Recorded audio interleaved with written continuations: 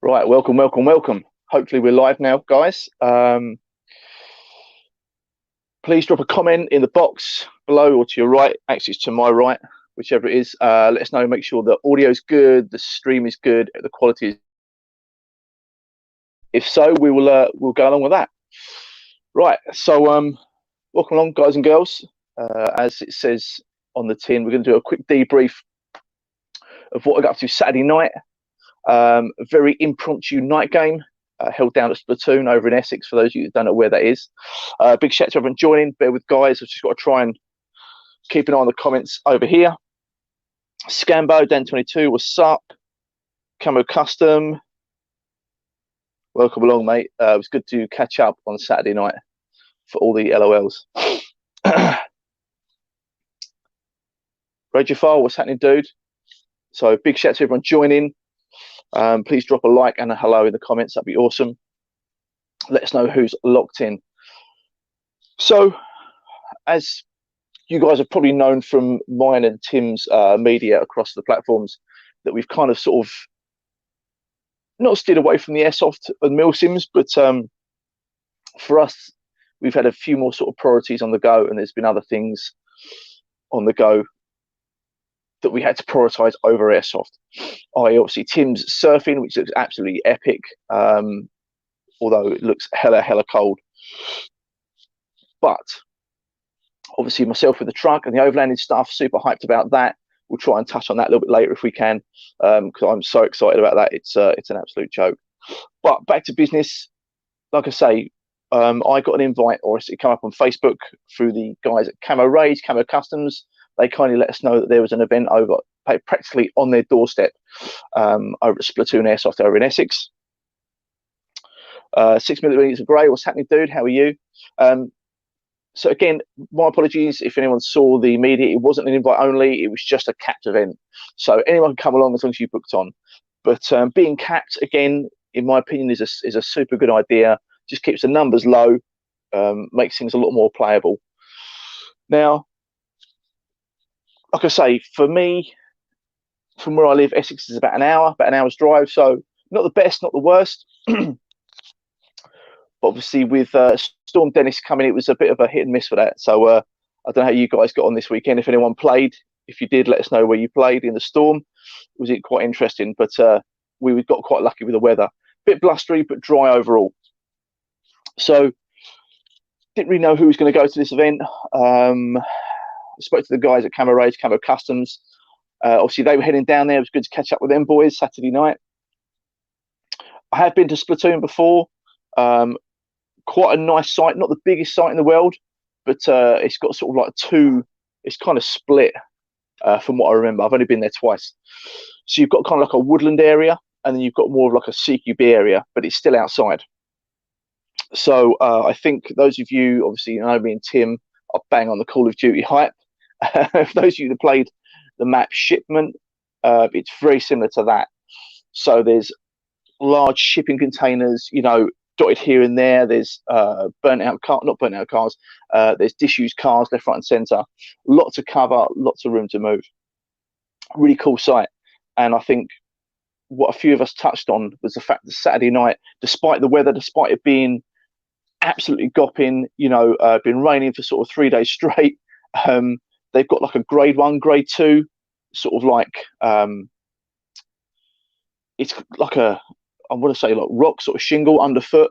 It's basically like gravel underfoot. So it's not muddy, it's not slippery. You're not, you know, stomping through marshes and mud fields to get to where you need to get to, which is awesome. Which basically makes that site playable all year round, which is in short supply basically. Down here in the southeast, there seems to be a lot of CQB sites up north, but nothing really down here in the south. So yes, Brooksy, what's happening? So just do a quick shout. Some of you guys, Jamie Britt, what's happening? Airsoft GIG, Jay Fitzy, what's happening, dude? Good to see a lot of the friendly, familiar faces in here. So, Solid Shot, what's happening, mate? How are you? So yeah, like I say, we very impromptu. I sort of planned this like maybe 4 days in advance. So it wasn't a planned thing. because I believe Sterling was putting their event on down at Sennybridge. The same, it was last weekend, I think. This weekend just gone, yeah. So it would technically be the same weekend. So no, I didn't go to Sterling. Would have loved to have gone to Senny, but again, for me, the cost in travel, etc., and knowing what the weather was going to be like, decided to give that a miss. Good job we did, because obviously the MOD, apparently, they're still hearsay. I haven't spoken to Matt yet, but apparently the MOD pulled Sennybridge, and no one was able to play there because of the adverse weather, which is good. You know, it's a health and safety thing. I totally get that. But by all means, by all accounts, they pushed their Sterling game to UCAP down in Gloucester. Pictures look epic, look really cool. Lots of good feedback from that. I know a few guys that went had some good feedback. If you did go to Sterling's event down in Gloucester, let us know how it was. Be interesting to see, get some feedback on that. Sterling always put on a good show, even even for last minute. So knowing that the weather was going to be pretty drastic at this night event, it was 4 till 10 was the time, so quite a good few hours there. I must have got there maybe about 4:10, fashionably late as usual. That's kind of what I do. And yeah, sure enough, within, I'm going to say about 40 minutes to an hour, we was about 10 minutes into our first game, and it was sort of getting dark enough to use nods, which is absolutely awesome. So knowing the weather was going to be gopping, you can't, if you know you're going to get wet, you know you're going to get cold, but it's only a few hours, you know, it's not a problem. But sort of gun wise, I wasn't sure what to take. Obviously my Scar heavy, you can't really see it, it's just above me here. Didn't really want to take that. I want to keep that kind of low mileage. I want to keep the low mileage for Milsims if I can. So I wanted to take my my AEG, my M4 VFC. It's kind of like my skirmish gun. Obviously, big thanks to Camo Customs for sorting that out. But more importantly, I hadn't had a good chance to run out my MP7 yet. So with rain and that forecast, obviously gas guns is going to be the way forward. You know, you're not going to run the risk of getting water in there, or if you do, it's not going to do any lasting damage. You know, there's no MOSFETs, there's no batteries or trigger switches you're going to damage. So so yeah, MP7 was the word of the day. And funny enough, I turned up, and I think Brooks is in here. Oh, Sam's in here. What's happening, dude? The guys from Red Alpha Group, they were both rocking their MP7s as well. Sam, how's your MP7 now, mate? I hope it's on its way to being fixed. Long story about that. So MP7s, the whole site was single shot only, which I think is an awesome idea. Not just for us who run MP7s to try and save on the gas, but you know, yeah, it takes one good, well placed hit to kill someone. You don't need to go around spraying rounds. So single shot across the whole site, which was great. Good idea on that. Now this was a bit of a trial game, I think, for the guys at Splatoon. You know, they were sort of, this isn't or hasn't been a regular thing for them. So this was a bit of a tester game. He did warn us that things may not go to plan. We may have to just tweak the games as the evening goes on, which was absolutely fine. You know, the low numbers there, capped at 30, made it totally playable. So we set out, I think, yeah, first of all, a big shout out to the guys that were there. There was a lot of friendly faces. So you got the guys from Grey Fox, Red Alpha Group, Solid Shot, Day Noodles, all those guys. A lot of guys there that we've played a long time with. Some we've not played a long time with, but are still hella cool guys. So you knew you was in for a good night, you know, or it had the potential to be. So we obviously, once we everyone chronoed, got the safety brief out of the way. It was a very short and sharp safety brief, which was good for us, because not because it was short and it was skipped anything, just because the guy, pretty much everyone knew everyone, so everyone knew that we was all on the same level, you know, the same sort of playing field, which was kind of good. It takes the sort of 40-minute safety brief that you used to get down at the mall, knocks it into a tin hat, you know, which is quite good. So just going to quickly bounce through some of these comments, guys. So thanks to everyone that's joining.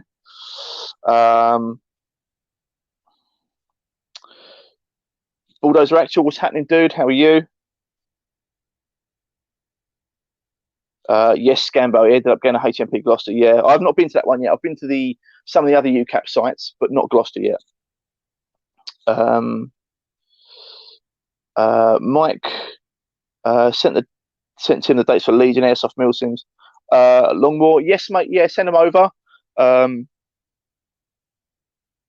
Longmore's a bit of a love-hate with Longmore. It's good because it's close, but at the same time, it's been done. It's not been done to death. That's a strong word. Like, it's been played a lot. Oh my god, the safety briefs at the mall, don't miss those. Yeah, mate, they were. You need to bring your own stall for that. James C, MP7 and nods. What's not to like? Yeah, mate, definitely was good. Was good. Necrom 2001. Thanks to you, my scars coming back from camo just for my first Milsim. My wallet hates it. Yeah, mate, but your hands and your heart won't. Trust in camo, mate. They will deliver. You'll not be disappointed. Trust me. And this is what kind of not let me down, but we'll get into this a bit later. But me and Brooksy was having a good chat about the MP7s. We'd played pretty much 3/4 of the night with the MP7s, and something just didn't feel right. They were nice, they're lovely, but they're bog standard. They're absolute standard TM, and I've always been a massive advocate. If it's TM gas, leave it alone. Don't touch it. Don't upgrade it. But Saturday night was really the sort of test to sort of go, well, actually,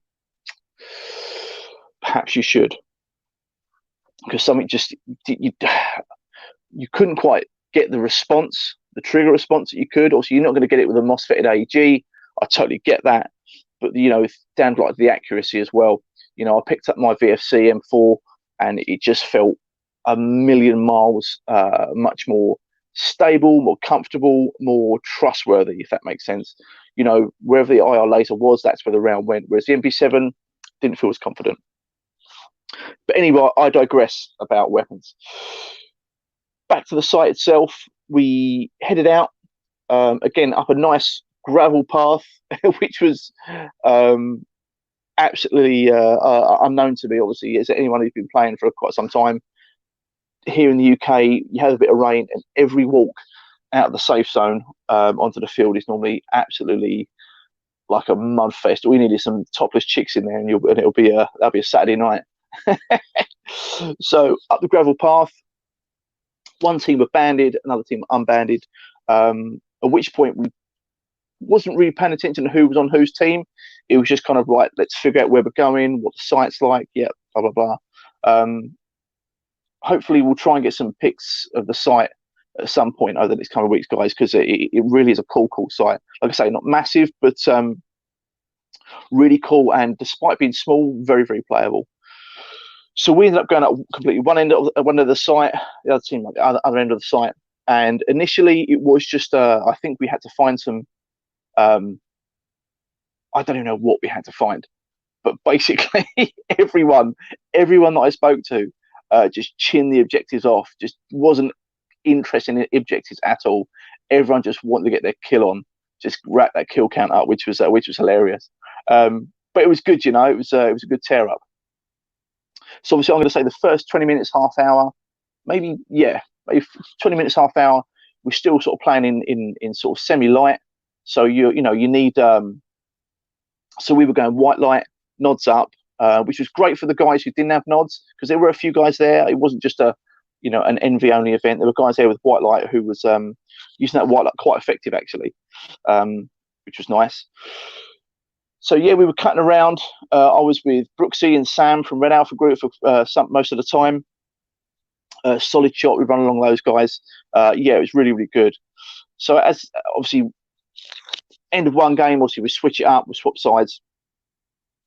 But we were, I think for the first game, I'm going to say for the first game, we were up against pretty much the whole of Grey Fox, and yeah, we absolutely got our asses handed to us.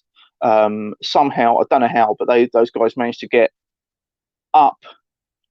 There's a small section across the centre of the site where the shipping containers are up one level, so you're off ground floor, so you have the elevated position down.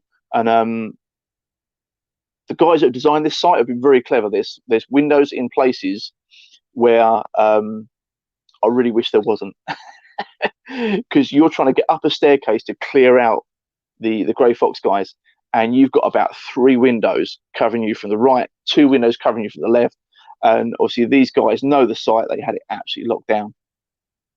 But you know, it was all good. We had a good tit for tat, a good battles and forwards, and yeah, it was a good tear up. So, what made this different to any other regular skirmish? I think, obviously, being nighttime, there's several factors you've got to take into account. It's not just that it's dark and you hope someone can't see you, but you, like I say, you're now, because you can't see someone as well as you would during the day, you're now looking out for shadows that are cast, whether that's from moon, ambient lighting, someone else's torch, whatever it may be. You're trying to figure out if you see a shadow or you know, a beam of light. You're trying to figure out which direction that's coming from. You know, is it going to be friendly? Is it going to be enemy? You're also thinking about noise. You know, how your foot's being placed. But all this said, it made for some really interesting play. And I think about the second game, we managed to sort of switch it up and push the guys all the way back to their spawn. There was a few points, like I say, when you're sort of looking for enemy players, you're cutting through, you're using angles, etc. And this is where sometimes having white light, you can have white light, it's absolutely fine. It goes for the same for IR illuminators and pointers. It's all right having them, but you need to know how to use them. So I think me and Brooksy were pushing up to a container. There was a window to the container to our 12, and sure enough, this guy was obviously ducked into this container, and he put his torch on, or his IR, and basically, I think he must have had his barrel just further back from the window, rather than sort of sitting just flush with it, because he basically bloomed and illuminated most of the inside of the container where he was. So straight away, you knew A, there's someone in there, B, what direction that is, and C, like I say, how far into the container he is. So yeah, sure enough, we pushed up, and yeah, just real basics really, just cutting corners, took a few guys out, and then yeah, we sort of cut back round. I think there's a helicopter at either end of the site, which is quite cool. Cut back round that, headed back, and I think at that point, after that game, we realised sort of there was heavy bias of nods users on one team than the other. So I think it was me, Sam, Brooksy from Red Alpha Group, Solid Shot, and Dana we bumped over onto the other team. And like I say, I think that's when we were up against Grey Fox, I think, and that's when things got really, really interesting. So I'm just going to bounce through some of these comments real quick, guys. Mr. Tyler, what's happening, mate? Oi, oi. What's going on? Scambo, how did the MP7 before we had it tweaked? No, mate, like I say, the MP7 was bog standard, and it was nice. It was nice, but I think about halfway through the night, I found that my point of aim, so my IR illuminator would be pointing here, my rounds were going here, but that's obviously exaggerated over distance. Now, I knew I hadn't touched the pet box, so I tried adjusting it, no go.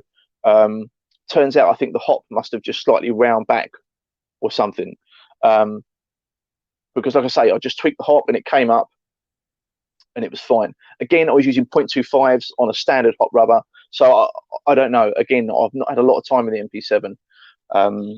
From what everyone's saying, once you get a good hot rubber put in the MP7, 3.2s are the way to go, which would be perfect for me, because obviously I run the BLS 3.2s from camo across pretty much all of my guns now, including the new Glock 19. So yeah, it was nice, mate.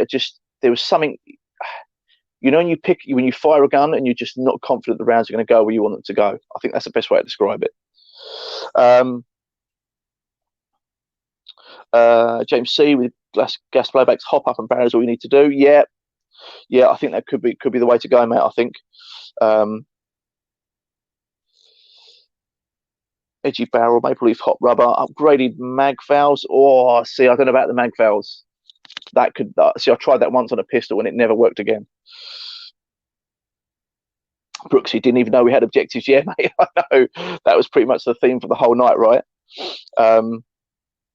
Mike C, DM the dates, mate. Lovely. Cheers, dude. JB Brick, were there any nod newbies that popped their cherry? I don't think so, mate. I think you had a few white light users. They got stuck in. They done well, and obviously, I think most of the guys who had nods had played with nods before.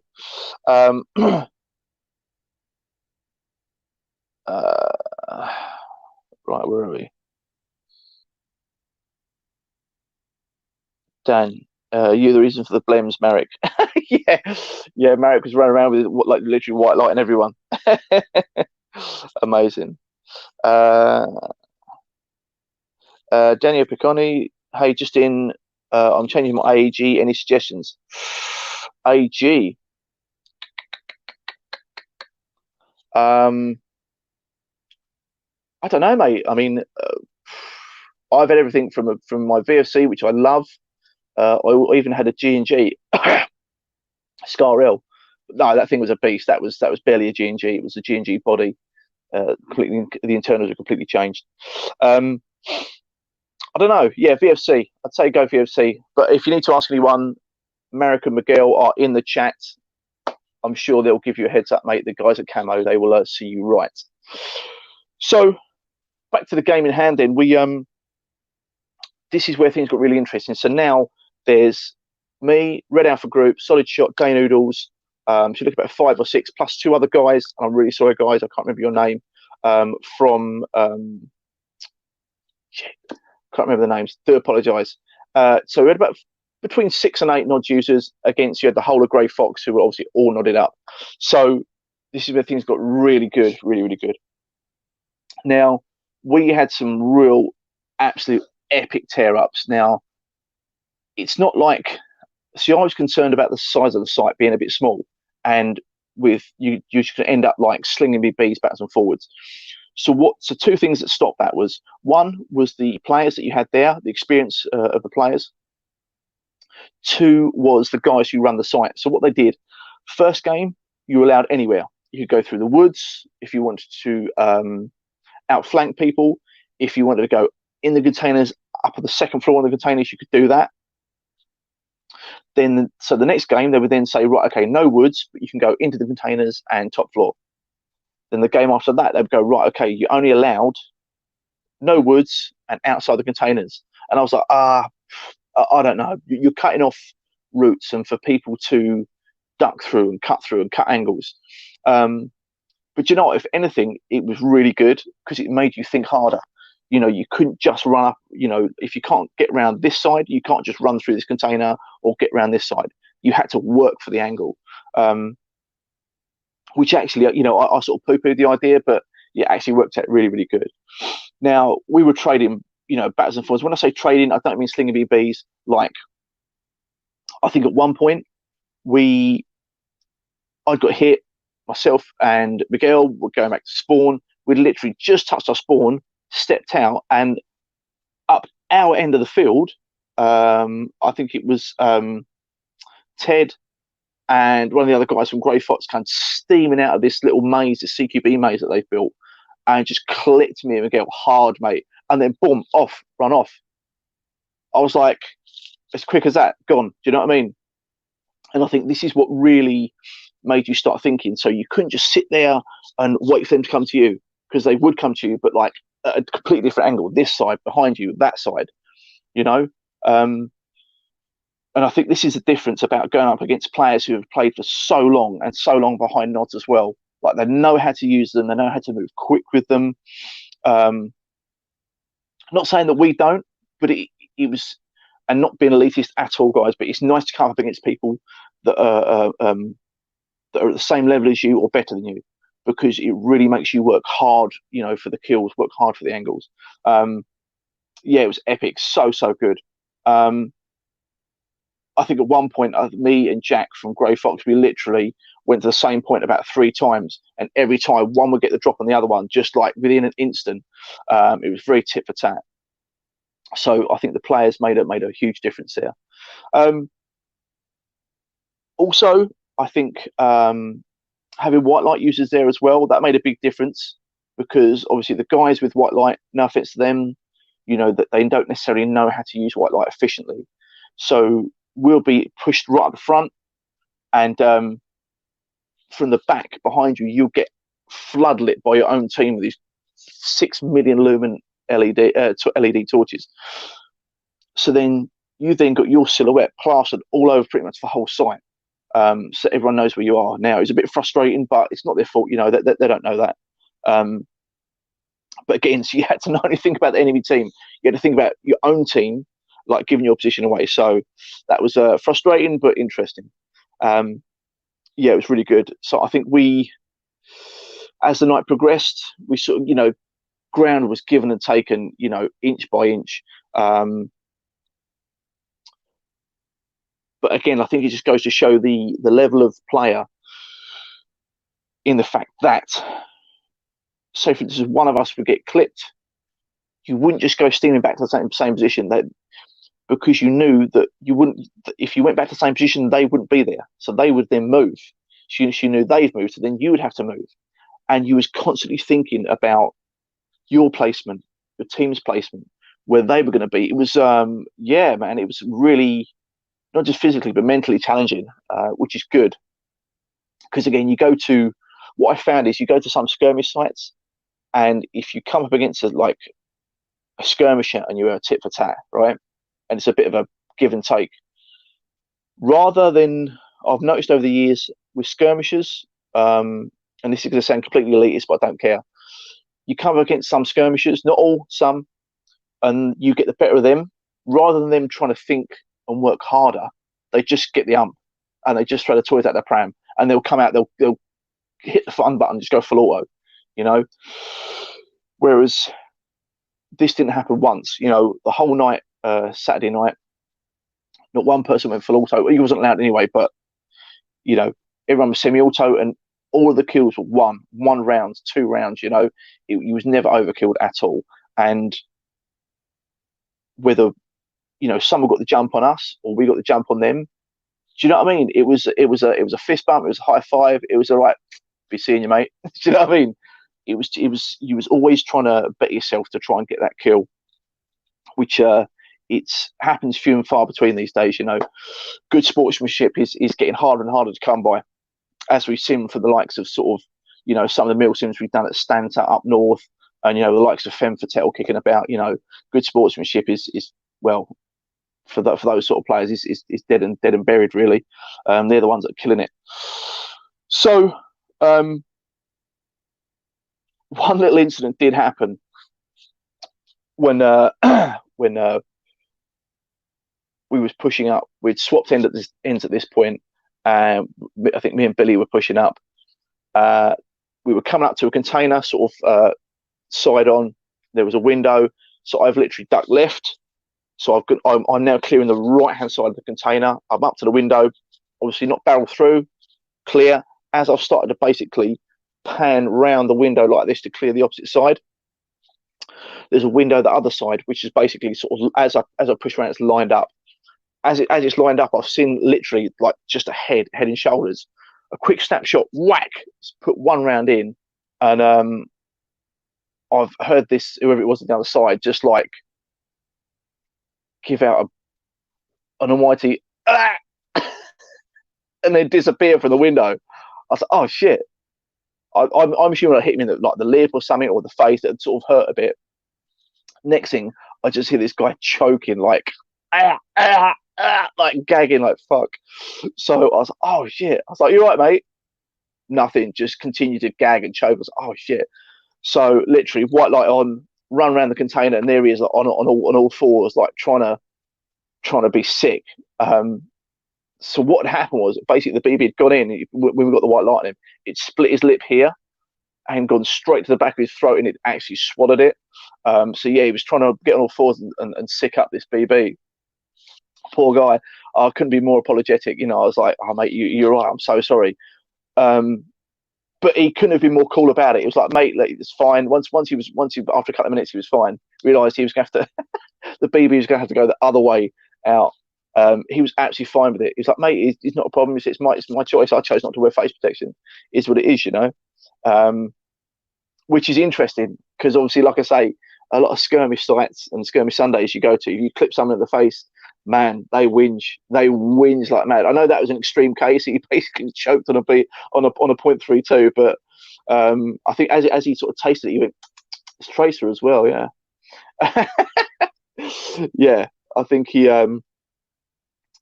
yeah, it was interesting. It was interesting that he actually took it on the chin, boom, boom, as well as he did. But you know, that's what you get from guys who've been playing for so long, you know, which is good. So hopefully, I'm just going to quickly bounce through some of these comments, guys. I believe Tim is going to join us in just a second. It could be good to see his face. Obviously, being out in Dubai, I've missed his little face.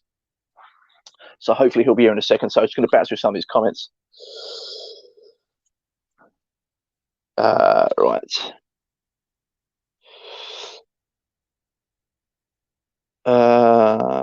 Merrick, Bolt MP5. Actually, I know a guy who's selling a Bolt MP5. So yeah, you can go for that. Robbie, Spartans, thank you, mate. Thank you.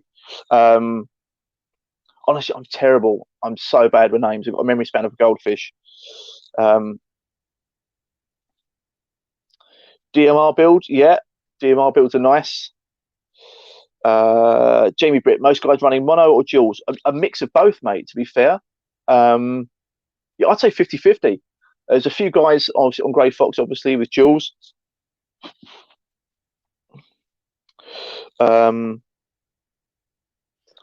Matt Powell, what the people then with white light need is to rent some MV. Shameless plug for MV Night Vision. Sorry, not sorry. Matt Powell, listen, mate. That's fine. You can come on our platform and have free advertising, or you can talk to us direct, and we can help you out. I'm just saying you don't get nothing for free, brother. Nothing. All right. I'm joking. Let's chat.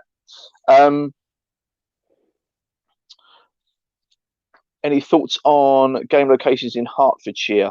AWA Hearts. I played there many years ago when I was a little sprog. Not a bad wooden site, but not bad. Tim, here he is. Hello, mate. Hello, mate. How are we doing? I'm good. How are you? I've missed your little face. Got a beer on the go, I see. I can't stop now. I started a week ago and just can't stop. The button's on. It's the buttons stuck in, mate. I've because I've not done my sorry, guy, just digressing. Let me just have a little chat. Because I haven't done my slide system yet for my fridge for my Overland project. The fridge is sat in my bedroom, so it's currently full up with Corona, mate, and it's at -2 at the moment. Winner.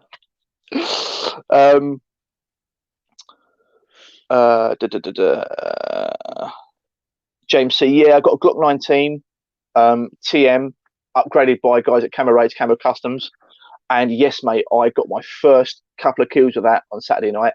And mate, do you know what? It felt so nice to have that confidence to pull the trigger and go. I know that slide is going to reset every time, because I love sniper mechanics. I loved my WE, but I think the slide and the recoil spring was just too heavy for it, I think. But yeah. So I don't know much of the stream you caught, Tim, but I was just saying, obviously, how going up against players who are the same sort of skill set or better than you actually makes for an awesome day. Yeah. I think I was keeping an eye on the comments. I've been listening, but I think that's one of the key things. I think a few people have said, you could put any site in that mix and it probably would have been a really good event. But you can bring shit players to a good site and the site's no longer good, if that makes sense. I think we've all known that for a while. Obviously, knowing a lot of the lads that were there, I'm gutted that I missed it.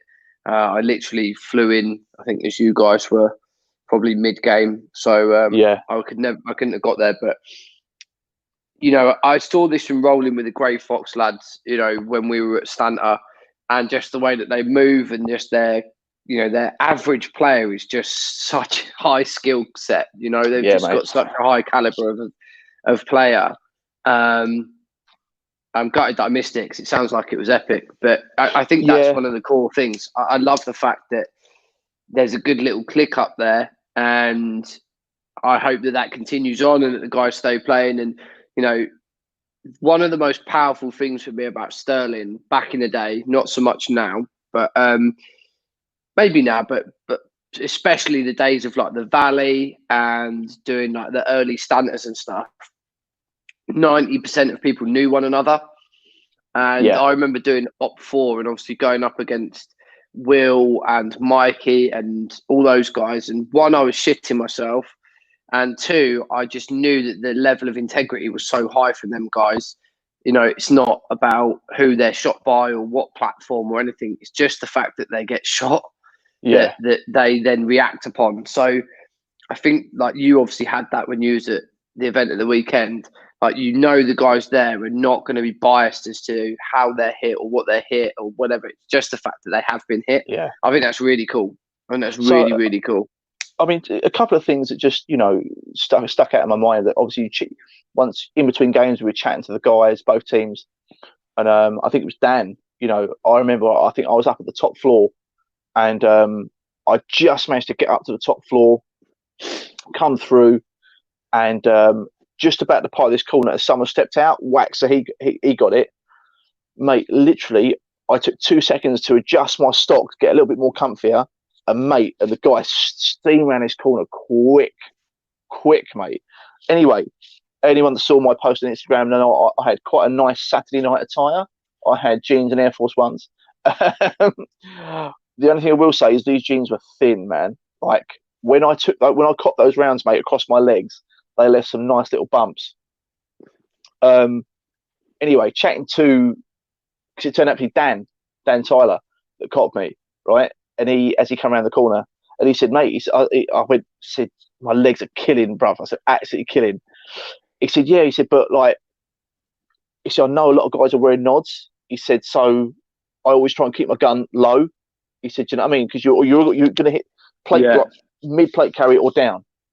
It's still a hit. Do you know what I mean? You don't have to aim from here up. You don't have to, you know? So I thought it's just little things like that make you realise that the guys are not just shooters, but thinkers. Do you know what I mean? But thinkers about the other person's kit and well-being, you know? Yeah, just, it was nice. It was nice. Mate, like being hitting, I mean, very rare do people have protection on their thighs. So from a hit taking perspective, like I've clapped people in the plate carrier, I've been hitting the plate carrier, you know, it's especially when you're moving through a really urban environment, it's quite tough for hit detection. Antennas and jackets and stuff like that on. But like you say, you clap someone in the face of the thigh, the likelihood is, you know, they're going to feel it because you don't really have much on your legs. In regards to anything obstructing it. So it's quite a nice little technique, as well as being sort of aware of people's kit. That is, if you'd have just said who said that, I would have probably said that was Dan. That's a very Dan thing to say, right? Which is cool. But again, like, you know, I think there was a point where I think it was me and Brooksy were pushed up to the centre of the site. I was ducked behind a car, and I think it was Dan. I think come out from the trees. Basically lit me and Brooksy up like mad, mate. Like because he's got to go between two targets. He's like whack, single shot, but about 3 or 4 rounds. But I had a couple come off the car, ding, ding, ding, ding, ding, like next to me. I was like ducked down. Now, as Dan got hit by someone else, but as he's walked past, Rich, mate, he said you got hit in the back. I was like, oh shit, sorry, dude, I didn't even feel it. Walked off. We caught up after the game, and I said to him, mate, I said, did you actually get me in the back? I said, was it my backpack, like the back panel? He's like, yeah. He said, mate, you didn't even flinch or anything. You didn't feel it. I was like, mate, I'm so sorry. He's like, mate, I told you. And he said, it is what it is. But again, I think it comes down to the level, you know, rather than someone losing the rag, shouting, screaming, oh, I hit you, take your hits, blah, blah. Mate, just a gentle walk up, mate. I got you there. Do you know what I mean? Yeah. It's just I think the attitude towards the game and towards the players, which was more noticeable Saturday night than anything else, I think. I think that's one of them things, right? I mean, look how many times me and you have been in that position, and at that point, that person's lost their shit, like straight away. come over. I'll fucking eat you, mate. Do you know? It's such. Yeah, mate. And especially in those types of situations, I've been with you as well. And someone's come over, I've hit you, mate. You're like, bruv, you definitely didn't. Like, do you know what I mean? Like, it's foresight. And I think for me, the biggest change in being able to like take up hit detection was getting the razor on the gun. Looking through like a single plain red dot, you see these little tiny BBs fuck off into the distance. Yeah. And then being able to, I've been with you as well, and I've just like wound that thing round a bit and watched them go in on target. It makes such a big difference. Such a big difference just being able to have that capacity. It's probably one of my favorite things about, not having like a fixed focal or like a fixed zoom optic. Yeah, it's a bit bigger, it's a little bit more cumbersome, but that ability to wind it up a little bit, just watching BBs floating on people. I can't remember the name of the site that me and you went to, that woodland site.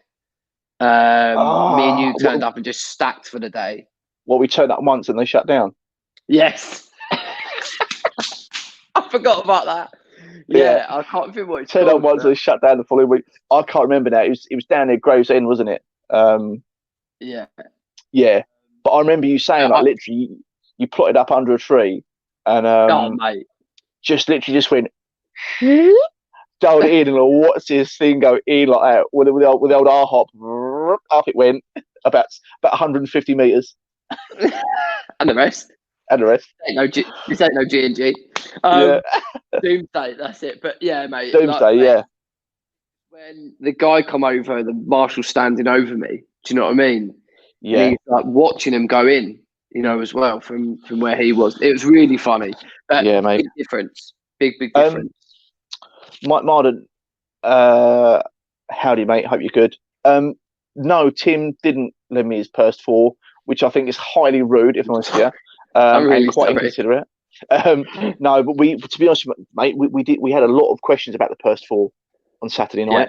After your review, a lot of questions. I was like, I don't know, mate. I watched the same review as you, but I'd love to get my hands on it, because for the price tag, you get a lot of bang for your buck. A lot. Yeah. A lot. When I see you next, mate, grab it. Like I say, I've been really, really impressed with it. I haven't had it out for a proper shoot yet, but I've done a fair amount of plinking with it, and with the time that I've spent with the GMP and the elements and also the FMA unit, it surpasses everything. I haven't used the real PEC 15 before, and I haven't used the real D-bow, but I would expect that level of adjustment to be maybe a little bit finer on something that's maybe 3 or 4 times the cost, depending on where you're shopping. But to take a step from 180 quid GMP, mate, to that, they're fucking next level. They're not even close in regards to the way that they perform and dial in, and the co-alignment is, when I say spot on, they are spot on. I think Brooksy was saying his GMP. He got the mini one, and he said it packed up Saturday night, and it literally like brand new, I think. And it just goes to show, mate. Like, say you spend sort of almost close to 200 quid, you're not getting a better product. You're just paying more for it. Although I'm right in thinking that there's quite a big jump between the Purse 4 and the one they do with an illuminator. Yeah, there is. So the Purse 4 comes in at about, now this is fluctuating, so I know a few people have gone out and got them, and they've been stung with import duty and then other stuff. So I can't say that this is a solid price. I got mine for £290 pounds delivered. It was held in Russian customs for 2.5 weeks, nearly 3 weeks. Wow. All it said, I remember phoning you about it. All it said is that it just stopped, like something in Russian, and it just didn't say any more. And it was there for ages, and I was beginning to think, that fuck, it's not coming. And then all of a sudden, it was like Sunday lunchtime. The door went, and the guy just delivered it. So there was like no kind of, normally you get a notification or a text or something, right, or an email. There was literally nothing on the delivery report from Russia to my front door. Nothing in between. So just just be cautious of that. So it comes in about 300 quid roughly, and then to go up to, I think it's the Purse 3, which is the one with the illuminator, visible laser, and IR laser. If you want red, I think it's about 900. I don't know if it's dollars or pounds. I think it's 900 pounds. Wow. I think it's 900 pounds. And then the IR one's even more expensive. I think it's about 1100. So there's some big jumps in the price. And I know a few people commented on the video. There was like, well, you need a backup for a backup and all this, and 1 is none and 2 is whatever and all that shit. 36. And I totally appreciate that. But at the same time, the amount of times that I've honestly used a full IR illuminator, I could probably count on my hands, to be completely honest. I don't use it all the time. And with the white light, again, it works just well enough on the torch. I don't feel like I need a PEC with both, if you know what I'm saying. See, I really missed that, my PEC 2 Saturday night. Yeah. Mate, like there were some points where I wanted to look through a window that's, say, 30 meters back. I wanted to look into the back of the container. But because of the dazzle and the sparkle from the PEG, it just sort of splashed off the back of the container, but didn't give you any actual light. So there might have been something there, there might not. I couldn't tell. I was just a bit frustrated with that, to be honest with you. Going from having that PEG, being able to dial that PEG 2 illuminator right down to something like this. So I don't know. It might have to be something I'll look into, but. I think for your PEC 2, mate, and seeing how you used it in the setup that you had, you've probably got so used to also using that a lot, where you have the illuminator with the dot in the middle. Yeah. Because that's how I always remember you using it. And again, you then get that lit up area with your accuracy in the middle. The way that, because I've always had like cheap IR illuminators and IR lasers, my thing is always to have the IR laser and use that to illuminate stuff. Yeah. And that's the way I've always sort of been my go-to method.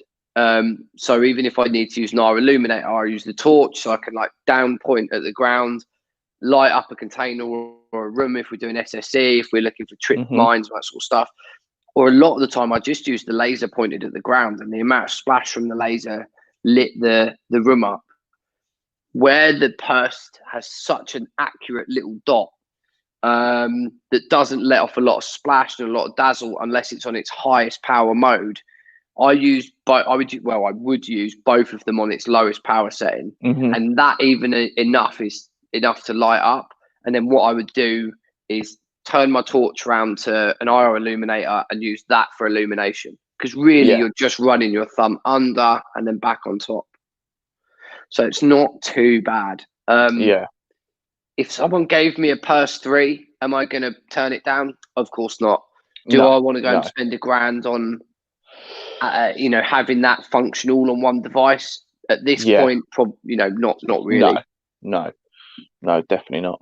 It's it's hard, isn't it? Because it's just a shame, because if the PEC 2 wasn't such a large unit, it would be epic. Do you know what I mean? Yeah, agreed. It's just the fact that it's such a large unit, and I think like Mark Marden was saying, it would look great on great on an AK-47, great on a Mark 46. It's so small, it would look great on a number of rifles. Its profile is so tiny. You could stick that on pretty much any rifle, any sub gun, and it would work a treat. I think that's the only thing that put me off getting the PEC 2s when our mate had them up for a good price. I remember you talking to me about them. And I was keen on it, but just because at the time I had the 416 as well, and it just never would have gone on that front rail. Yeah. Not well anyway. And also that and the MP7, so it would have been tough on both. Yeah. So Dan's saying he got his from eBay, no import duty, 300 quid. Boom. There you go. So they are coming through. I know a few people that have picked them up now. Old Gazelle's got one, and a few other people have managed to pick them up. Oh, good question here, Richie. This one's for you. Can you blind people with lasers? I don't know. If you come to speak to me, probably in about another 5 years, once the cataracts are set in with a lot of the people I used to play with, I'll let you know. Or what's the common answer? No laser is eye safe. Yeah, that's the normal one. You're getting it like it's like, oh, come on, bro. Yeah, there's aircraft in the area, so you can't use lasers. That's the common one. That's it, mate. That's it. So yeah, man. Actually gutted you couldn't be there Saturday night. I think hopefully the guy. This was like a trial sort of tester cat night game. My opinion, mate. I think it went really well. You know, but that was, I'm going to say 70-30 for the players that attended to the site and how it was run. Marshals were helpful. Marshals were spot on. Were really good. Site owner was super friendly, although he was fucking massive. Geezer, mate, bigger than me. He looked like the back of a lorry. Looked small. Funny enough, though, his name's Tiny. What a surprise! What a surprise! Yeah, so the site was run really well, but you know, I think it's the players that attended that really made it, in my opinion, what it was. As always, you know what I mean.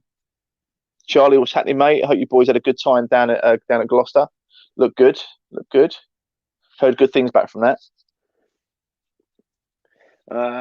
Jamie, only really full military eye lasers are dangerous on eyes, and even then it would have to be held in your eye for a long time, e.g. 10 seconds or more.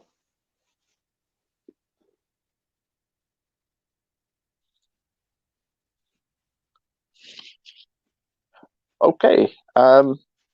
Moving on.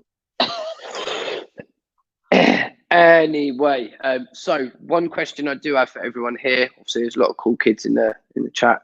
What events are you going to in the next couple of months? We both need to pre-plan, but I especially need to do some pre-planning. Definitely want to go out and have a shoot.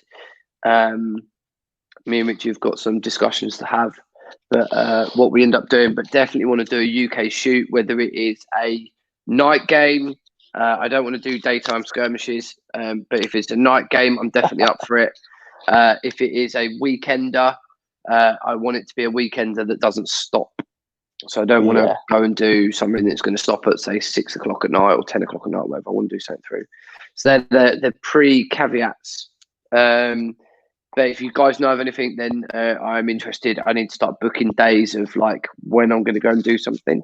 But really keen to go out and have a shoot. And they're the kind of thing. So good night game or a weekender, Sterling or otherwise. I'm actually, I was having a chat with Jamie the other day, and we was talking about some stuff which me and you need to talk about possibly Milsims in Italy. Yeah, could be an option. They just throw meatballs at each other and pasta. Yeah, basically just tie each other up with spaghetti and throw tin tomatoes at each other like grenades.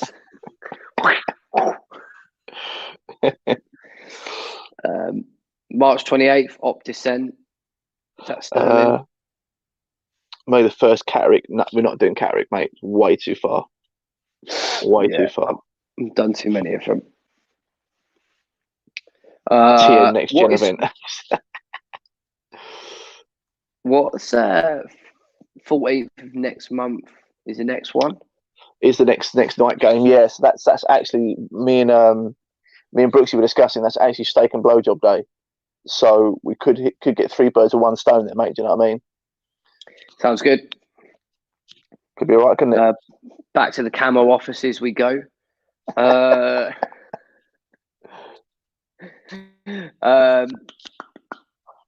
Max 80 players.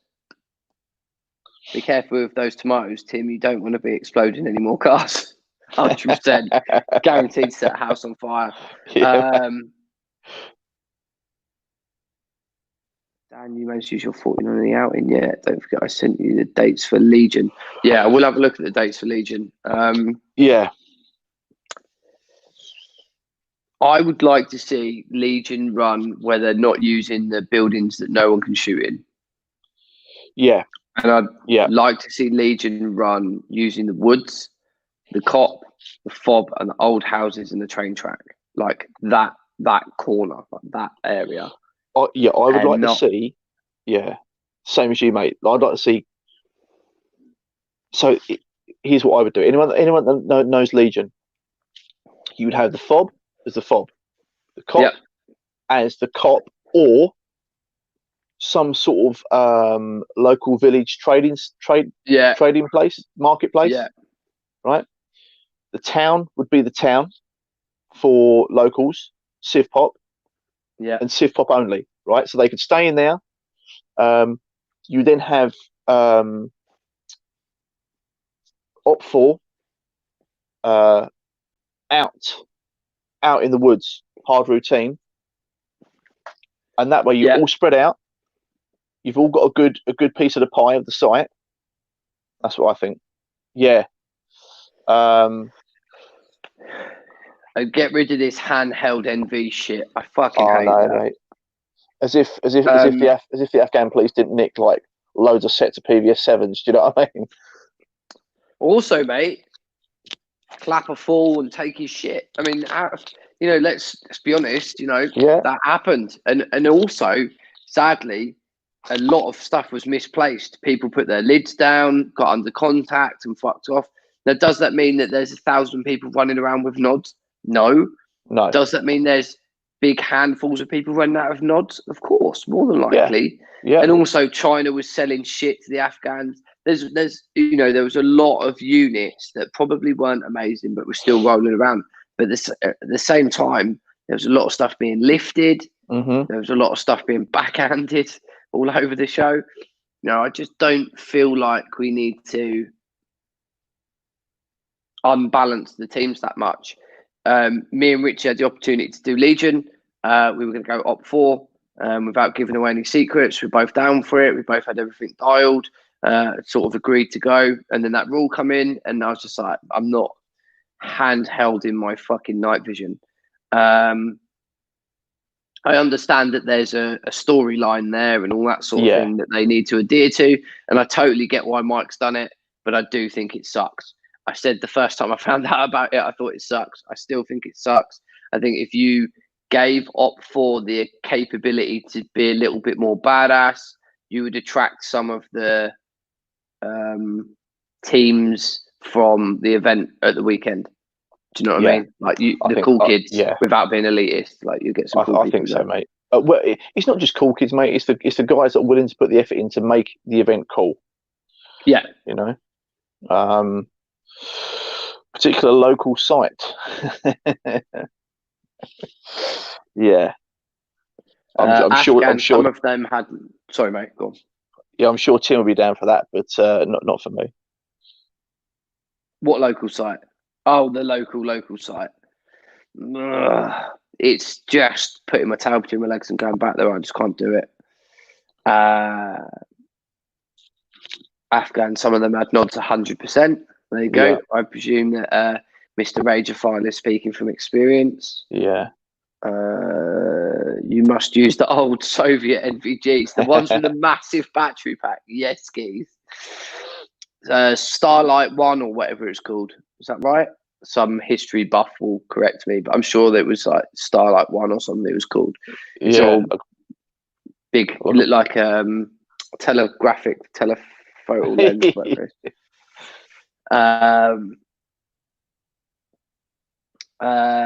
What's Scambo saying? The thing is as well, in terms of Op 4, Taliban, Al-Qaeda had loads of mercenaries on their books. I think whatever way you phrase it, I just think give the bad guys cool shit to play with. Yeah, I think so, mate. And again, it comes back around to the same thing we spoke about for years, mate. It's like everyone goes back to this in theatre. Do you know what I mean? Like, think of something new. Be fucking original. Like, what's wrong? What's wrong with, like, because there used to be a couple of games you used to go to. I can't think you used to run them. But you'd have all your NATO guys would be, not NATO guys, you know, American and British forces, multicam MTP, done, right? That's it, done. You then have Russian, Polish, Ukrainian forces on the other side, DPM, like multicam tropic, like dark green camos. Still wear plate carriers, still wear green lids. Do you know what I mean? Like, it just gets the players working harder to PID. you know. That way, both sides can have cool shit. Both sides can run helmets, can run nods. Do you know what I mean? Because like when I heard about this whole thing about no nods on Op4, I was like, I'm not sorry. You not have to run helmets was the first one. I was like, I'm not going out and buying a Skull Crusher just so I can run my nods. I'm not doing it. Not doing it. Like, you're talking about being elitist, right? Then you're capping the guys that you're making guys go out and buy kit just to play with their nods. Then it was, oh no, it's got to be handheld. I was like, bun that. We done. Charlie Gaines, Envy Rule is the only thing that saved Task Force at Gladius 4. I can totally believe that, because me and Richie would have turned up there with the mop and bucket. Blue Force, Red Force, Dark Camo. It's like Camo nailed it. I still like DPM. I'm a fan of it. I've spent a lot of time in it. Richie knows about that. My grounding days were in DPM. I still love it. I think it's a wicked camo. Well, if you go full theatre, at least one day must be spent wandering around like a toddler in Asda that's lost his mum. So yeah, we are definitely looking for events for this year. If anything cool comes up, anything you guys like the look of, obviously keep us in the loop. I've had a ton of messages. I don't know if there's stuff circulating or people are just looking for shit to do about training and about what events we're doing this year. It's probably a beer and a night with Richie just to kind of make some decisions on that. But I have had a lot of people message me about it. We just need to get it nailed down, don't we? I mean, we've got everything's up in draft. We've got a rough draft at the moment, but we just need to sort of nail down exactly what we're doing and when we're going to do it. So, yeah, I know a lot of people were talking about our basics sort of day that they'd like to either redo it or they missed it or someone spoke to them about it. So I think that's probably the most popular one at the minute is to run through that basics. I say it was basics. In my opinion, there was a lot of experienced people there on the day, and it tripped a lot of people up real quick. First mag round of the chain, my first mag change of the day, a lot of people would have lost some kit. And getting people moving. I mean, Merrick's in here and some of the other people we had helping out. A lot of kit was lost. A lot of kit was dropped. A lot of mistakes were made that people learnt from. So I would really like to run that again. If people wanted to, same people wanted to attend, then great. If other people wanted to attend in team fashion, then we'd appreciate that as well. Obviously, there's some teams that are on the up right now, and there's some teams that are heading to the swamps. So seeing that dynamic change, I think there'll be some new teams coming this year that could potentially benefit. And I think also what we, I was speaking to a few guys on Saturday night, what we didn't get a chance to cover because of the weather, because it was so cold and we wanted to get people moving, was I really want to cover a white light section, using white light, at night efficiently. Because there's a few guys on Saturday night that really could have benefited from that. Just knowing how and when to use white light. Do you know what I mean? But it's what it. You had a whole section for that night planned on white light as well, didn't you? For MPG1. Yeah, I did, mate. Yeah, it's just a shame. Obviously, the weather sort of put a hamper to it, and it is what it is. You know what I mean? But we can come back to that. We can come back to that. Perfect. So cool. I have a question for you away from Airsoft, real quick. What's next with your overlanding videos? What content we got coming? So I'm a bit behind in the filming because of the weather. So I've actually got cracked right on with the vehicle.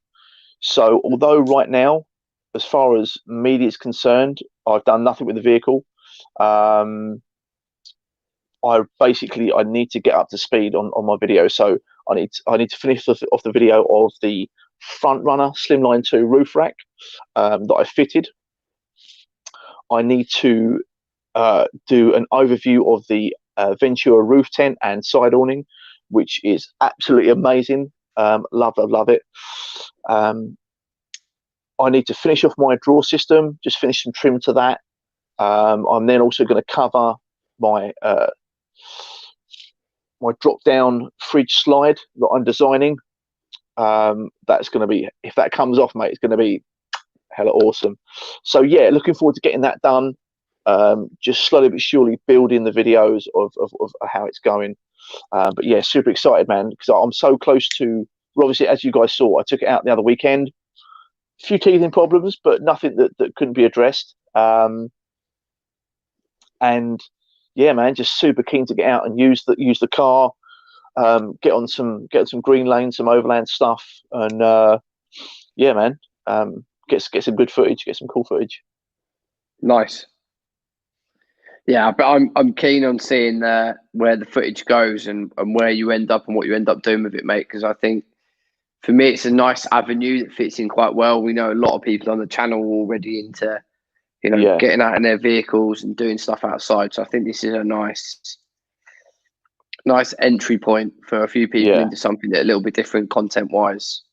And I mean, also, I was having a bit of a play the other day. I know I haven't put it up yet, but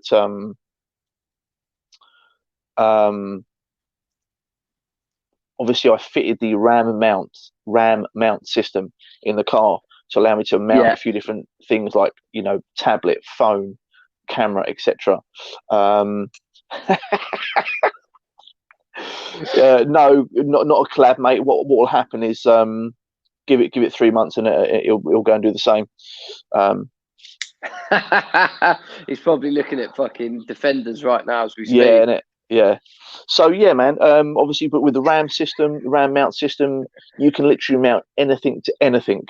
With that, I'm super keen to see how it goes, and try and get something working with the RAM mount and the Psionics. So get some see how that works, because I've seen a lot of guys with Psionics now using it on the marine side. So for instance, they're coming into harbour, they've got the camera set up, they use it as a live feed onto their big tablet. So you just have this where under normal light you're quite focused. You're looking in the harbour, it's quite dark, and much like night vision, you're trying to focus your vision on this beam of light. Whereas with Psionics and its wide-angled lens, mate, on a big display in front of you, do you know what I mean? It's an absolute game changer. Yeah. So yeah. Looking forward to that. Yeah, keen, mate. Keen. Right. How about you, mate? When's your next outing? So I have. Surprised you weren't out in Storm Dennis, mate. Do you know what? So obviously Friday, the day that I was leaving, there was a big storm, and Tide Mills, which is probably one of the closest, like the first proper surf spot to me, around near Bournemouth, was kicking some crazy fucking swell. So I was like, I wanted to do that. I really wanted to get out whilst I was in Dubai. I just didn't manage. But I've been speaking to essentially a board reviewer in the UK. Zero Ego board reviews, like surf reviews. He's a really cool guy. He's got a kind of season pass or an open pass down to the Wave in Bristol. It's an artificial wave that runs all day, and you can sort of book sessions on it. So I think I'm going to go and hang out with him for the day down there and try this artificial wave out. Been really lucky that a company called Northcore, who I've bought some products that they do, have reached out and they want me to review some of their products, which would be really cool. So I'm hoping to get a few more bits from them over the next couple of months. And Mango Surf Shop in Cornwall, they do a ton of different surf stuff, boards, wetsuits and all that sort of stuff. I've reached out to them as well about reviewing some bits from them. So essentially a little trip to them. So good. Mate, that sounds awesome. That artificial wave sounds epic, mate. Like, I wouldn't mind giving that a go, because at least then I know I can't drown. No, definitely can't drown. Run, swim, wank, surf, overland, standard weekend out. Yeah, SOP, mate. I do wonder how it's all gone down over that side of things, because obviously I've been so far away this week from social media. So it's still going, mate. It's still going. I know that there's some people that have gone way over top with it, and have been quite happy to go in. It cracks me up. Yeah. So, Mate, I didn't tell you. So I'm heading up to the 4x4 Expo this weekend, this Sunday. Are you really? Yeah, Nice. mate. Yeah, up at the Stafford County Showground. Loads of really cool stalls are going to be there, covering all different stuff.